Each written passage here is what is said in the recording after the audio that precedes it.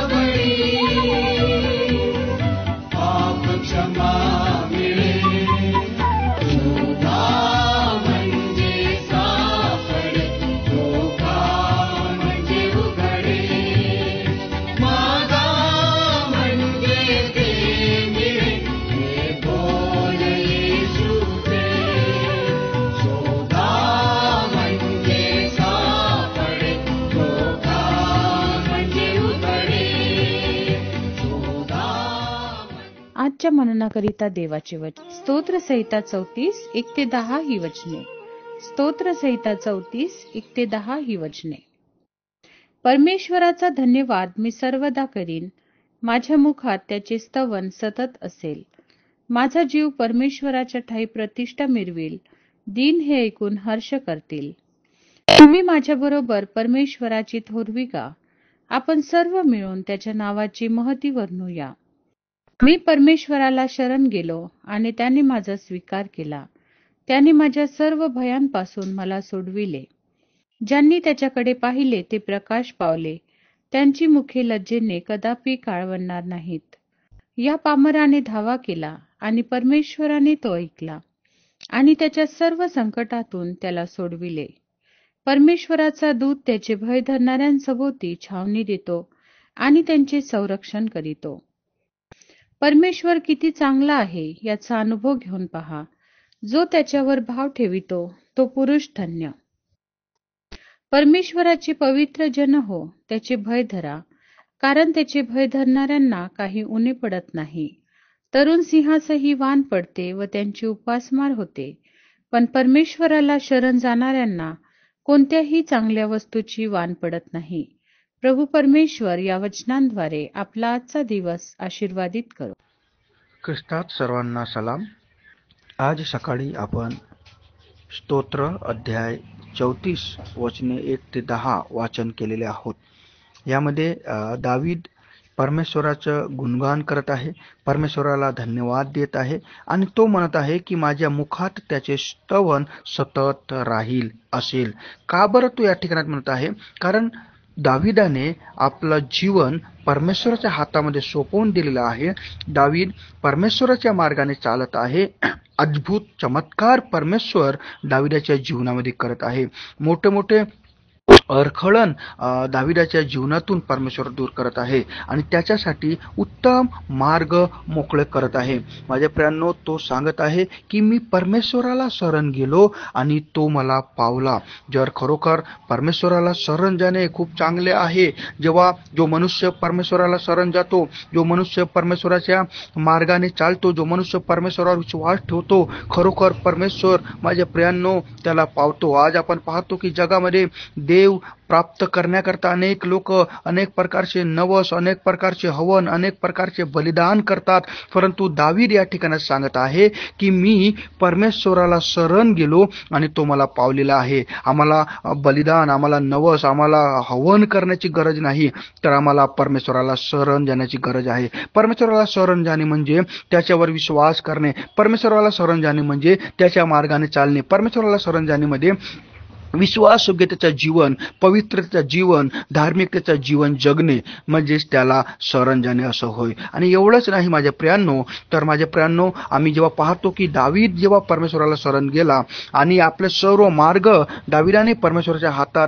टाकलेले आहे, तेव्हा आम्ही पाहतो की सर्व मार्गामध्ये परमेश्वर त्याला माझ्या प्रियांनो मोकळं, त्याचे मार्ग मोकळे केलेले आहे. आणि म्हणून माझ्या प्रियांनो, आम्ही इकडे तिकडे न पाहता, आम्ही इकडे तिकडे न जाता, मग आमची किती प्रकारची मोठी चिंता असो, समस्या असो, परेशानी असो, आजार असो, रोग असो, आम्ही परमेश्वराला शरण जाणं गरजेचं आहे. जर आम्ही परमेश्वराला शरण जातो, आपलं जीवन आपण परमेश्वराच्या हातात सोपवून देतो माझ्या प्रियांनो, तर निश्चितच तो परमेश्वर आपल्या जीवनामध्ये अद्भुत आणि अद्भुत मोठे मोठे चमत्कार करतो. आणि वचन प्रेषितांच्या पुस्तकामध्ये सांगितलं 4:12 की आकाश के नीचे और पृथ्वी के ऊपर एक ही उद्धार करता है जिसका नाम येशू है. खरोखर जेव्हा तुम्ही आणि मी येशूवर विश्वास करतो, त्याच्या मार्गाने चालतो, तर माझ्या प्रियांनो तो खरोखर आमचे तो तारण करतो, आमच्या पापाची क्षमा करतो. एवढंच नाही तर तो आम्हाला आशीर्वादित करतो. आणि माझ्या प्रियांनो, 7व्या वचनामध्ये असं सांगितलं की परमेश्वराचा दिव्य दूत त्याचे भय धरणाऱ्याच्या सभोवती छावणी देतो आणि त्याचे संरक्षण करतो. आम्ही पाहतो की जेव्हा आम्ही परमेश्वराला शरण जातो, त्याच्या मार्गाने चालतो, तर परमेश्वर त्याचे दूत पाठवतो आणि आमच्या प्रत्येक मार्गामध्ये तो आम्हाला सहायता आणि मदत करतो. मोठ्या मोठ्या संकटातून तो आम्हाला सोडवतो माझ्या प्रियांनो. आणि म्हणून आम्ही प्रत्येकाने आपले नेत्र त्या परमेश्वराकडे लावायला पाहिजे. ज्या प्रकारे दावीद म्हणतो की माझे नेत्र पर्वताकडे लागलेले आहेत, मला सहायता कुठून मिळेल? जो आकाश आणि पृथ्वीचा निर्माण करता प्रभू परमेश्वर आहे, त्याच्याकडून मला सहायता मिळेल. आणि म्हणून आम्ही प्रत्येकाने त्या परमेश्वरावर विश्वास ठेवायला पाहिजे, त्याचा भाव आम्ही धरायला पाहिजे, त्याच्या मार्गाने आम्ही चालायला पाहिजे. तर निश्चितच तो प्रभू परमेश्वर अनेक प्रकारच्या संकटातून, अनेक प्रकारच्या समस्यातून, अनेक प्रकारच्या आजारातून, रोगातून तो आम्हाला सोडवेल आणि आम्हाला या पृथ्वीवर तो आशीर्वादित करेल. एवढंच नाही तर आमच्यासाठी जो सार्वकालिक जीवन आम्हाला ठेवलेला आहे, तो निश्चितच आम्हाला मिळेल. या वचनाच्या द्वारे देवबाप्पा तुम्हाला आणि मला आशीर्वादित करो. आपण प्रार्थना करूया. स्वर्ग आणि पृथ्वीचा निर्माण करत्या प्रभू, आम्ही तुझ्या जवळ येतो, नतमस्तक होतो, दीन आणि नम्र होतो आणि विशेष प्रार्थना करतो की प्रभू आम्ही तुला शरण यावं, तुझा भय धरावं, तुझ्या मार्गाने चालावं आणि जो आशीर्वाद प्रभू तू या पृथ्वीवर आमच्यासाठी ठेवलेला आहेस, तो सर्व आशीर्वाद आम्हाला प्राप्त व्हावं. आभार मानून तारणाऱ्या येशूच्या नावात प्रार्थना मागत आहे. आमीन.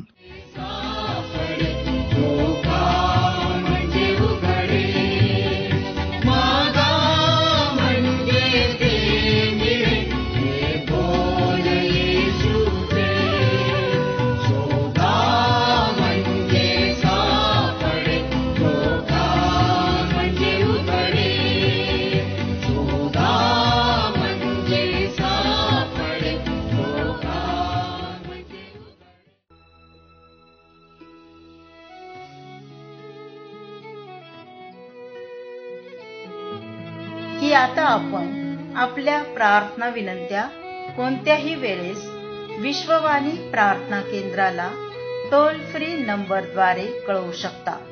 आमचा टोल फ्री नंबर 1-800-2700-333.